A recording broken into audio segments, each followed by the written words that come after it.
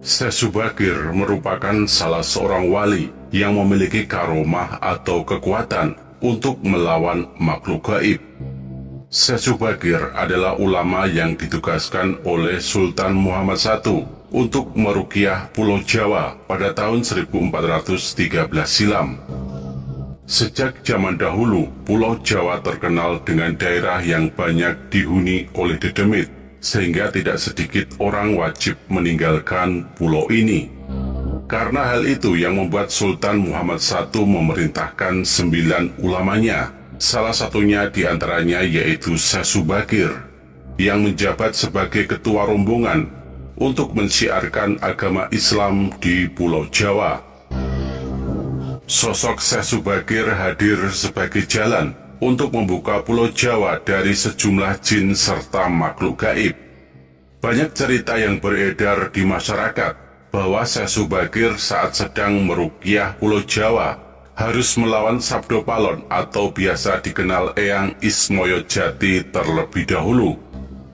Dalam peperangan itu, Syekh Subagir diceritakan melawan Eyang Ismoyo Jati selama 40 hari 40 malam di Gunung Tidar, yang akhirnya berakhir dengan perjanjian antara Syekh Subagir dengan Eyang Ismoyo Jati.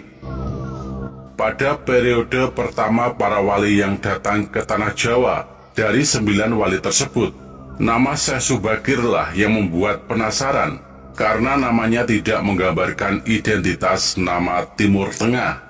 Subagir, sebuah nama yang lebih fasih dengan identitas Jawa.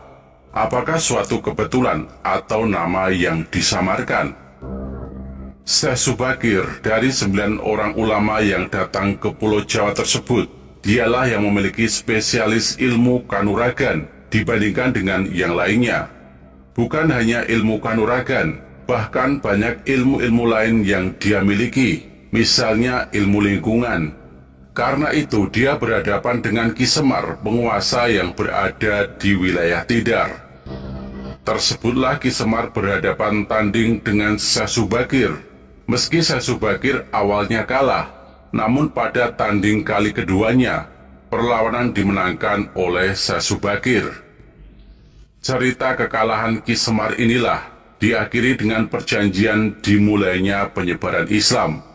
Diperbolehkannya Syekh Subagir menyebarkan agama Islam. Kembali ke nama Subagir, mari kita bahas lewat otak-atik gaduh.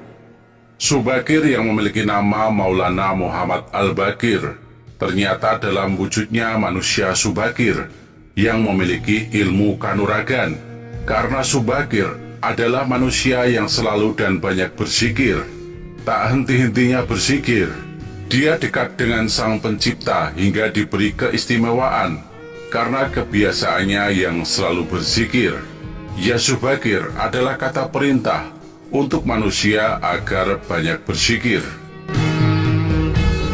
Cerita tentang Syekh Subagir dengan Sabdo Palon lahir dari serat yang sangat terkenal, yaitu Serat Darmo Gandul. Serat Darmo Gandul adalah suatu karya sastra Jawa baru berbentuk puisi tembang Macapat yang menceritakan jatuhnya Majapahit karena serbuan tentara Demak yang dibantu oleh Wali Songo. Darmo Gandul ditulis oleh Ki Kalamwadi dengan waktu penulisan pada hari Sabtu Legi 23 Ruah tahun 1830 Jawa atau Sangkalawuk Guneng Ngestinata, sama dengan tanggal 16 Desember tahun 1900.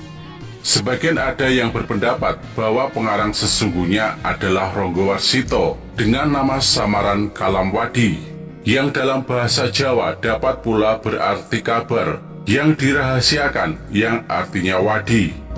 Karya ini ditulis dalam bentuk dialog yang terjadi di antara Ki Kalamwadi dan muridnya Darmo Gandul. Namun teori itu mudah terbantah, karena Ronggo Warsito telah meninggal 29 tahun sebelumnya. Sampai saat ini penulisnya masih perlu diteliti identitas sebenarnya. Dialog diawali dari pertanyaan Darmo Gandul kepada gurunya mengenai kapan terjadinya perubahan agama di Jawa. Disebutkan bahwa Ki Kalamwadi kemudian memberikan keterangan-keterangan berdasarkan penjelasan dari gurunya yang bernama Raden Budi. Cerita dan ajaran yang diuraikan oleh Ki Kalamwadi memuat berbagai hal, antara lain jatuhnya Kerajaan Majapahit, berbagai peranan Wali Songo dan tokoh-tokoh lainnya pada awal masa peralihan Majapahit Demak, topik-topik dalam ajaran agama Islam, serta terjadinya benturan berbagai budaya baru dengan kepercayaan lokal masyarakat Jawa saat itu. Hampir seluruh isi serat Darmo Gandul merupakan bentuk turunan dari cerita Babat yang telah ada sebelumnya. Kitab yang dimaksud adalah Babat Kadiri yang ditulis pada tahun 1832 oleh Mas Ngabehi Purbawijaya dan Mas Ngabehi Mangunwijaya. Drewes, seorang orientalis Belanda, mengungkapkan bahwa Babat Kadiri menyediakan tema utama dan ide bagi penulisan serat Darmo Gandul. Kita kembali ke cerita Syekh Subakir. Ketika Syekh Subakir meruqyah Pulau Jawa, aliran yang paling banyak dianut pada saat itu adalah sekte Tantrisme.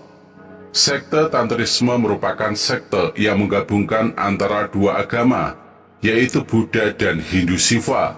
Di ajarannya, para pengikut sekte Tantrisme wajib melakukan ritual Pancamakara Puja.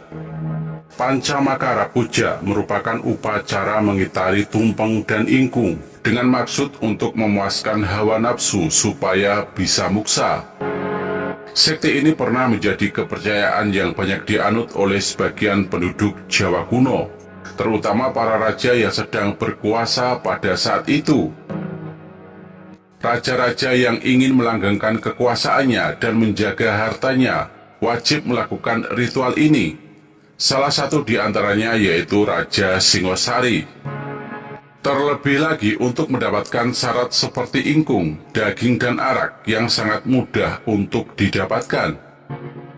Dari latar belakang kondisi seperti ini, apabila yang dilawan Syekh Subakir merupakan Eyang Ismoyo Jati, itu sangat tidak masuk akal.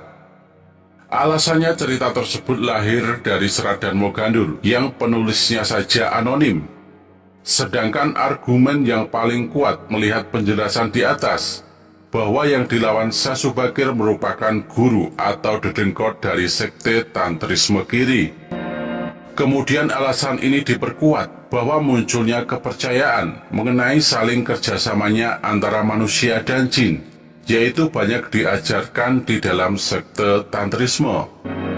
Hal inilah yang juga menjadi bukti bahwa para ulama yang datang sebelum Syekh Subakir bukan dimakan oleh dedemit, melainkan dihabiskan oleh orang yang bekerja sama dengan para jin atau biasa kita katakan dengan istilah santet.